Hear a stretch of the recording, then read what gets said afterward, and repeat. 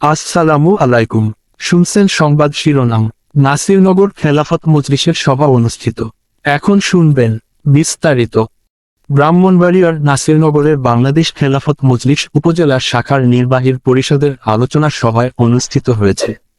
5ই December বৃহস্পতিবার সকালে হাসপাতাল মসজিদ প্রাঙ্গণে নির্বাহীর পরিষদের সভায় বাংলাদেশ খেলাফত মজলিস নাসিরনগর উপজেলা শাখার সভাপতি মাওলানা মোহাম্মদ আব্দুস ছাত্তার সভাপতিত্বে ও সাধারণ সম্পাদক মোহাম্মদ গিয়াস উদ্দিনের সঞ্চালনায় এতে প্রধান অতিথি ছিলেন বাংলাদেশ খেলাফত মজলিস উপজেলা শাখার প্রধান উপদেষ্টা শায়েখ হাফিজ মাওলানা কেফায়েত উল্লাহ আল মাদানী।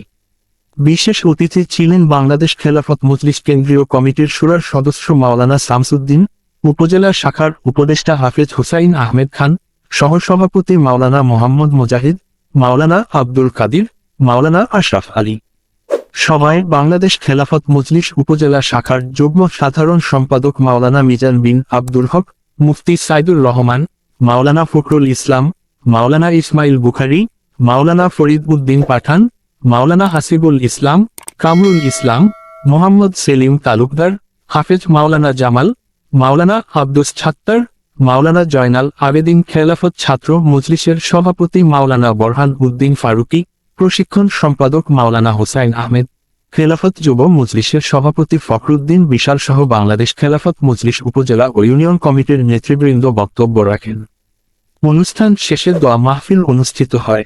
এ সময় উপস্থিত ছিলেন বাংলাদেশ খেলাফত মজলিস নাসিরনগর উপজেলা ও ইউনিয়ন কমিটির নেতৃবৃন্দ। ব্রাহ্মণবাড়িয়া 24.নিউজ।